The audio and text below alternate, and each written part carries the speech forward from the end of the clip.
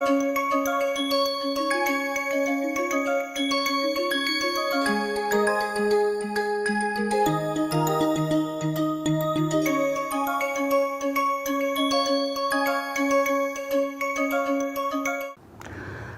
and welcome you all for today's class. We will briefly go through the last lectures main points. Like we discussed the few aspects of the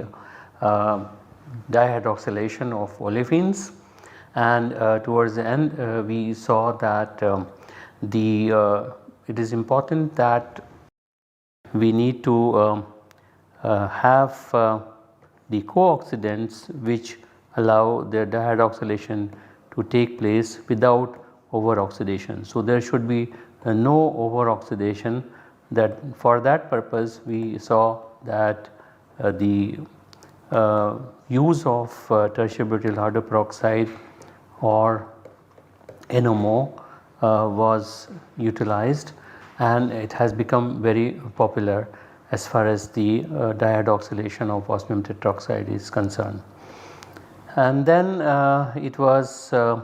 found that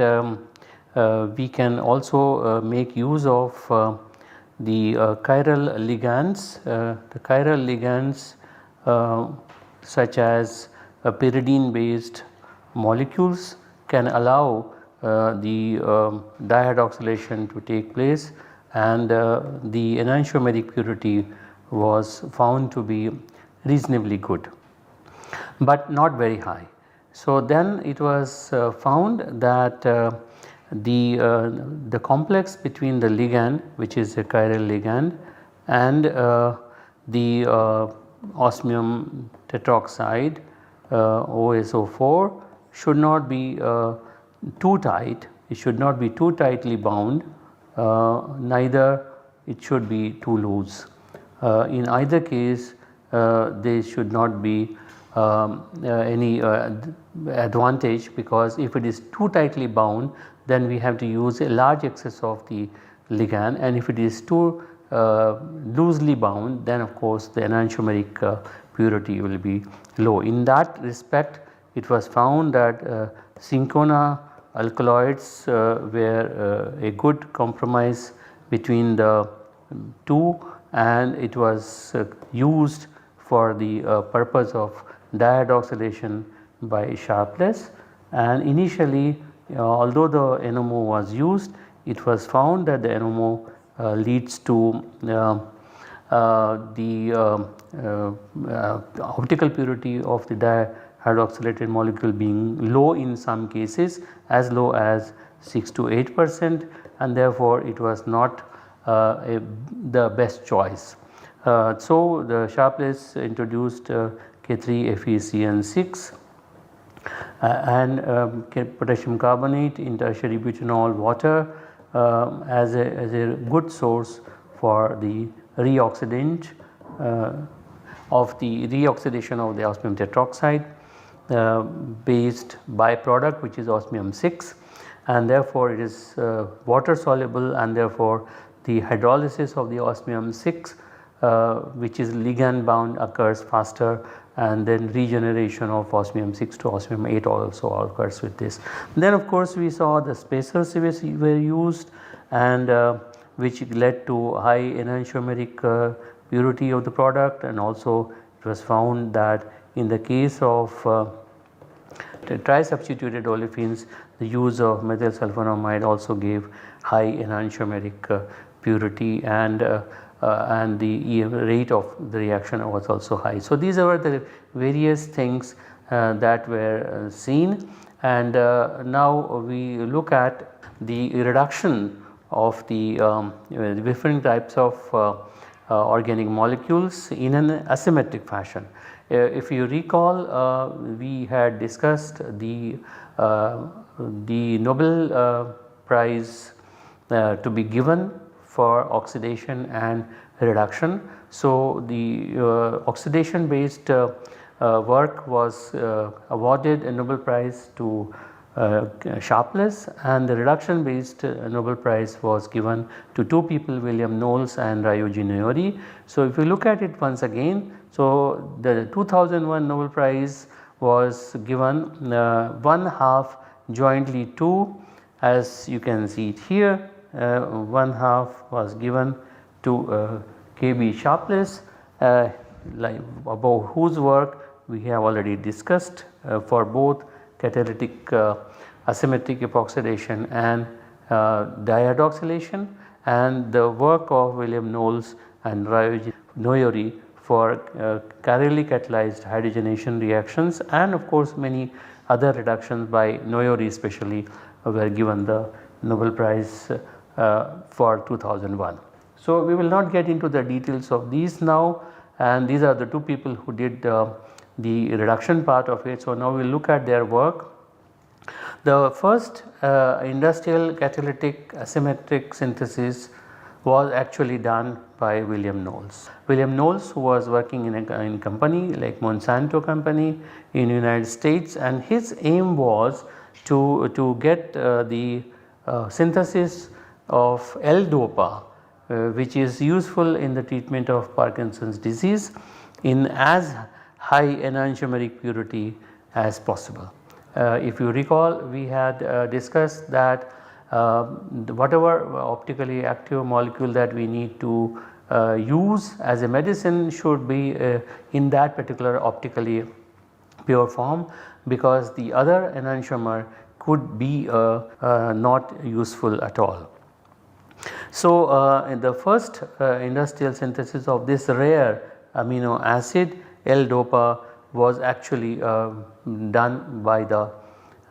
contribution of William Knowles, and basically he spent a lot of time to find a proper match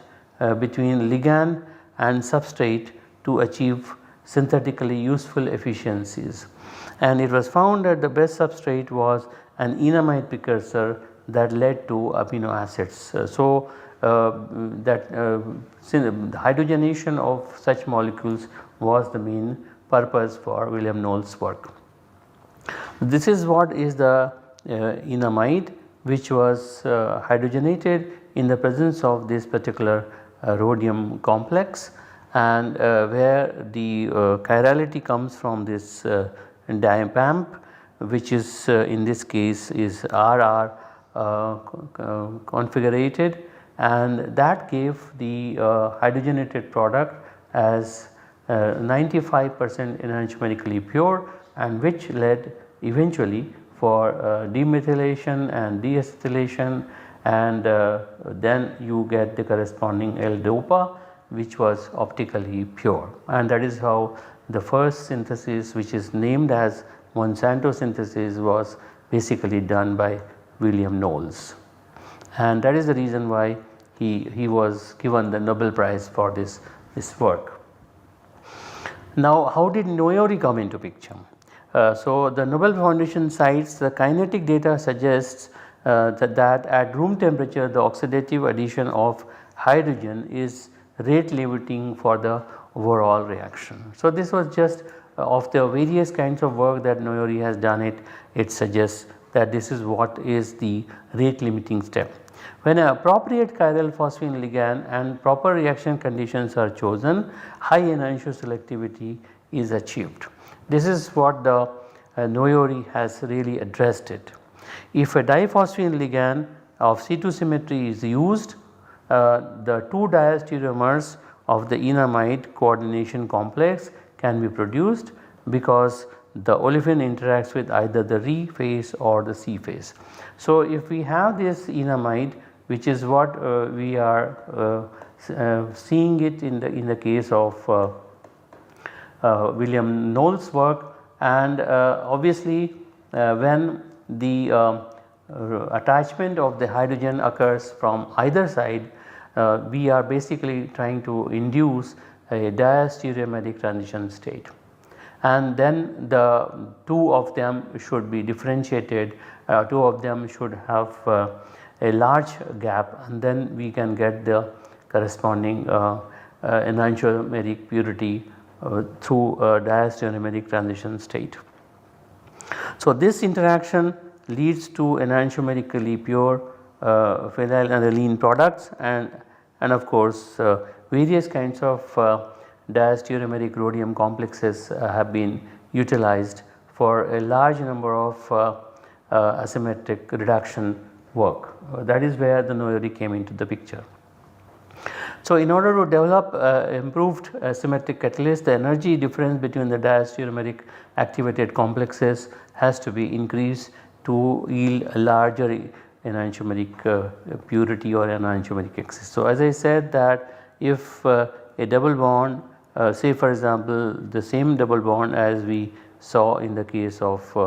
Knoll's work, if this comes in contact with optically pure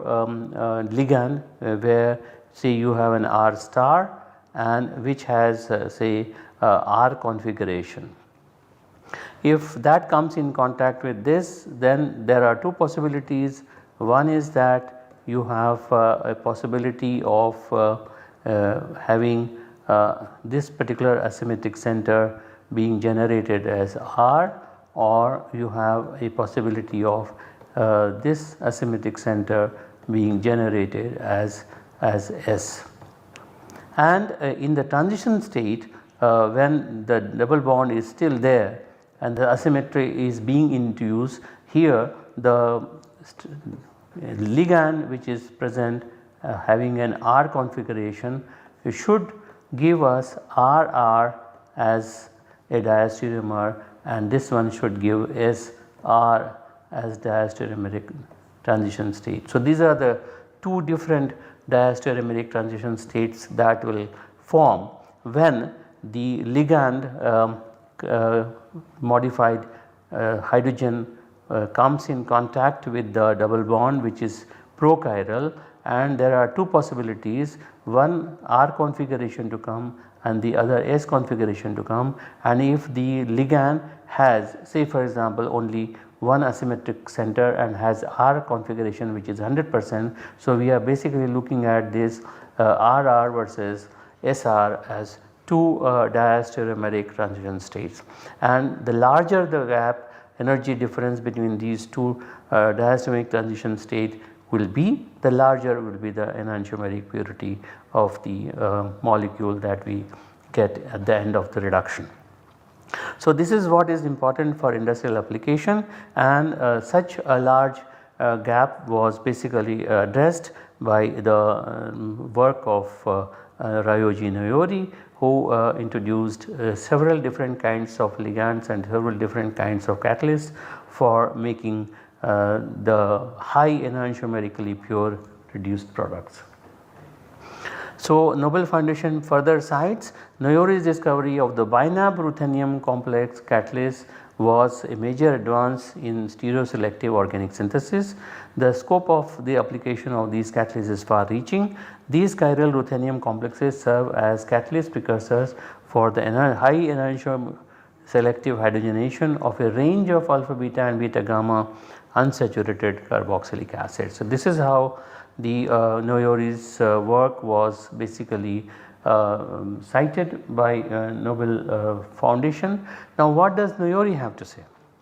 Noyori says that recent efforts have been mainly directed to the refinement of the original process using standard dihydroamino acids as substrates,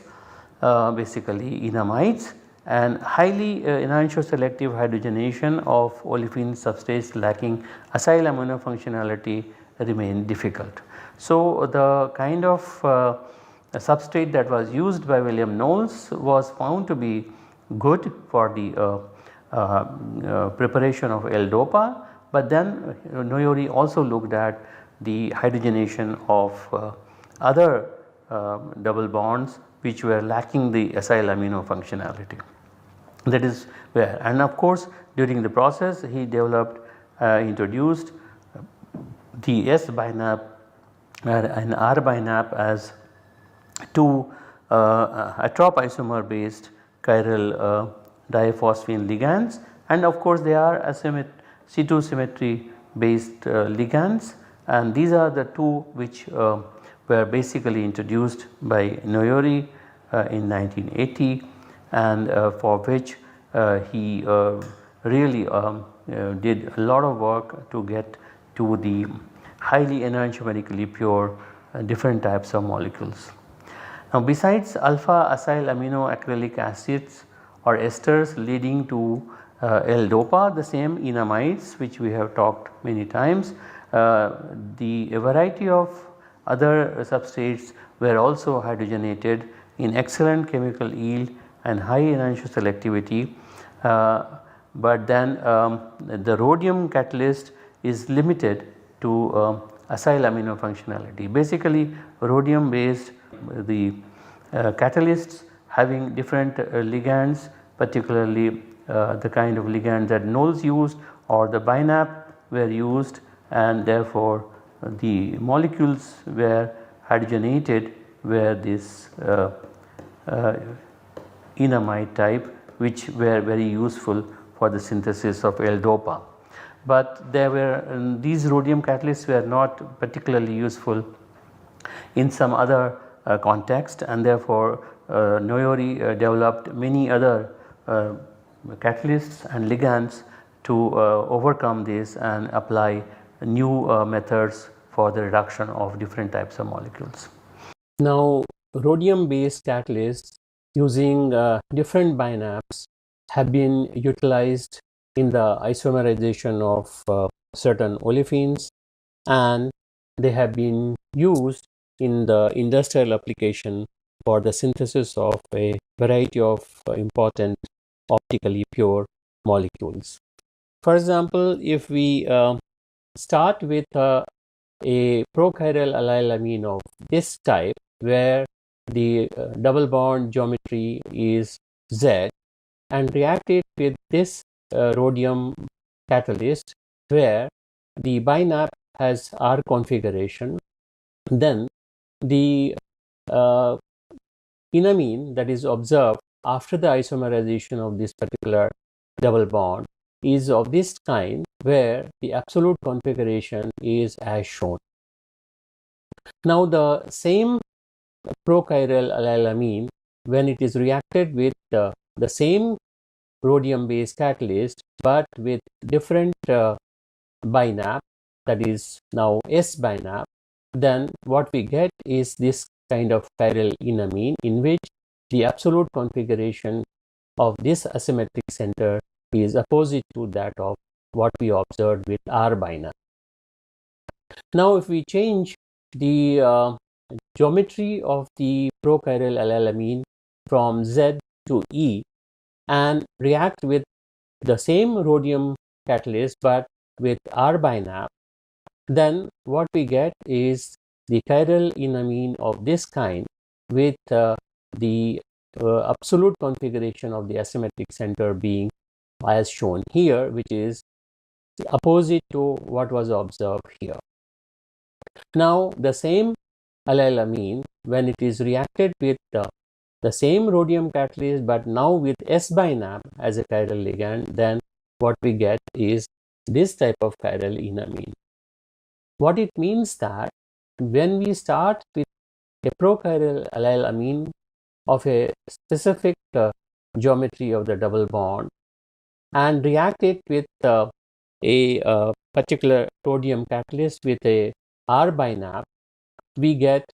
a chiral enamine of certain absolute configuration, and with the same allylamine, when it is reacted with the rhodium catalyst of having a BiNAp of opposite configuration, then we get the chiral enamine of opposite configuration. So, these type of chiral enamines have been utilized in the synthesis of a variety of important compounds which are optically pure, and the optical purity has been found to be in the range of 90 to 99%. As one can see that the R group here has a lot of scope, for example, of this kind of alkyls or phenyls, and various kinds of substitutions can be utilized. So, it is an easy method for converting a prochiral allylamine to chiral enamine using rhodium based catalyst and binap based chiral ligands. Now this has been utilized in the synthesis of menthol by a company called Takasago, who basically have used the process developed by Noyori. So in that process we start with beta pinene, which of course can be written up in this way also, and if we do the thermal cracking, the way I have shown here the arrow, it breaks and it forms myrcene. This is what the myrcene is. So you start with beta pinene and heat it and get the myrcene, and when butyllithium is used along with diethylamine, it stops at this particular stage. It does not undergo further polymerization or oligomerization, it stops at this particular place. As you can imagine here, that if suppose lithium plus comes in here, then of course you have chelation like this, or the coordination of the lithium plus with this, and the butyl lithium, that NBU minus, takes the proton from the diethylamine, and this diethylamine then attacks onto this, and one can stop it at this stage because of the chelation between now nitrogen and the lithium plus, and then that undergoes the formation of this diethyl geranyl amine, which then in the presence of a catalyst, which is what is the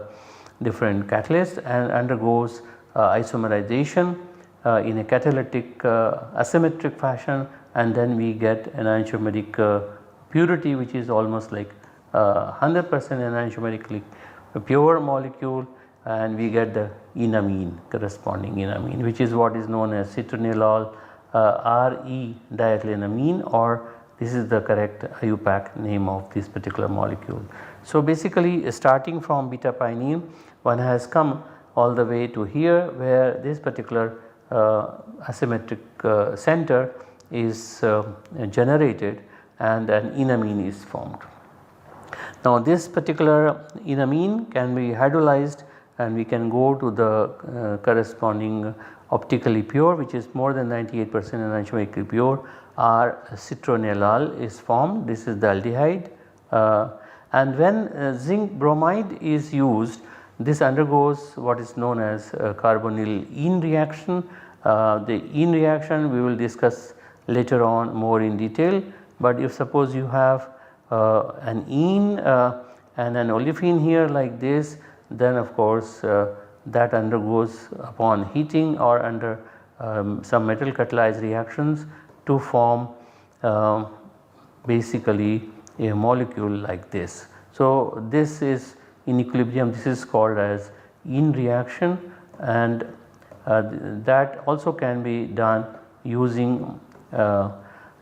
aldehyde, which is what is known as carbonyl ene reaction, and therefore in the carbonyl ene reaction, when a Lewis acid like zinc bromide is used, zinc bromide coordinates with the oxygen of the aldehyde, and then we have this type of proton transfer, and that leads to the formation of the corresponding alcohol, and this alcohol, which has now a double bond because of this ene reaction, can be hydrogenated, and of course now during the process we have basically formed menthol. So this is how the menthol synthesis has been reported by Takasago company in Japan, where the reaction or the process has been borrowed from the work of Noyori. Now another non-enamide or non-acylamino based chemistry is the synthesis of S-naproxen, which is an anti-inflammatory agent which is formed in 97% enantiomeric purity and 92% yield, where this particular kind of ruthenium complex was used by Noyori, where only 0.5 mole % of this was used, and that led to the hydrogenation of this by using this S-binap based ruthenium complex, and that led to S-naproxene in a high enantiomeric purity. Likewise, these binap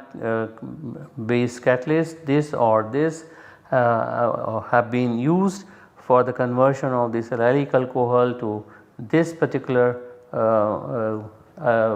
saturated alcohol or this saturated alcohol. They are enantiomers of each other. So, any one of them can be made depending on which one uses, either S-binap or I-binap, and likewise this type of double bond also can be hydrogenated, and the yields and the enantiomeric purity are as high as 96 to 100% and 98 to 100% with different types of substituents that have been found. So, these alkaloids of isoquinoline type of alkaloids, which are very useful, can also be synthesized, and then this carbapenem antibiotic type of molecules can also be prepared in optically pure form.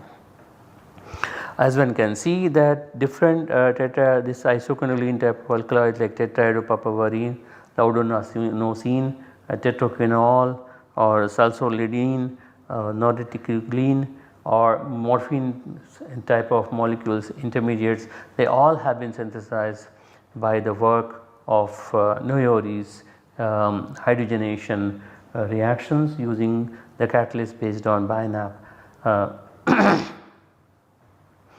Now, this ruthenium binap catalyst also has been used for the synthesis of different types of ketones. So, although asymmetric hydrogenation of ketones is another difficult problem in chemical synthesis, a wide variety of functionalized ketones are now convertible to their respective secondary alcohols through homogeneous hydrogenation with halogen containing ruthenium binap catalysts in alcohol media. The reaction proceeds in high enantiomer selective and predictable fashion. This is what is important, and as I have shown here, different types of molecules, as you can see, depending on R, enantiomeric purity is between 83 to 96%, such as this 92% here, and if this kind of molecule is to be obtained, the enantiomeric ratios range from 98 to 100%, for example 96%, 96%, 93%, and of course different types of other molecules in which one can get the enantiomeric purity as high as 90 to 100% or 98%, and the reactions can be used for the preparation of this kind of lactones also. Now, this particular hydroxy ketone, which is again a prochiral ketone, and this particular ruthenium complex has been utilized in the synthesis of this 1,2-propane diol having R configuration here. Now, this particular molecule is very useful to prepare using this protocol, and economically it is easy to operate, and its preparation has been shown to be useful for producing 10 tons of such a molecule per year by using these catalysts, and therefore it is very commendable that such a reaction can be done on a catalytic fashion. And this is basically an intermediate for the synthesis of antibacterial levofloxacin, and therefore it is of high commercial utility. Now, this particular molecule has also been used as a catalyst in the hydrogenation of this enone to the corresponding allylic alcohol, and as you can see that it is not a hydrogenation of a double bond, but it is a reduction of the ketone, and it gives the corresponding allylic alcohol in 90% enantiomeric purity, which is a building block for the synthesis of vitamin E. Likewise, nerol and geraniol can be converted into the corresponding alcohol, where there is a hydrogenation of the allylic alcohol part, and using these types of ruthenium catalysts. As we can see that only 0.2 mole percent of the catalyst has to be used with the hydrogen 100 atmosphere pressure at room temperature, and if we start with this and use R binap, we get this molecule, and the same molecule can be obtained by inverting the geometry of the double bond from nerol to geraniol and use S binap, and we get the same molecule with same enantiomeric purity and same configuration, and therefore both nerol and geraniols can be converted to this using different R binaps or S binap type of thing. And this particular molecule has also been utilized in the synthesis of vitamin E via this oxidation of the CH2OH to the corresponding aldehyde, followed by Wittig reaction and a few more steps to go to vitamin E. So, these are the various applications and utility of the hydrogenation reactions and reductions of ketones that have been developed by using rhodium and ruthenium based catalysts, and binap ligands as chiral ligands, and also some other ligands developed by Knowles, and therefore the work was given the Nobel Prize. So, we will stop it at this stage today and take up some other aspects of asymmetric reduction next time. Till then you can study these things which I have told today and look at it and generate questions which you can ask me later on when there is a live interaction, or post me whenever it is needed. Till then, bye and thank you.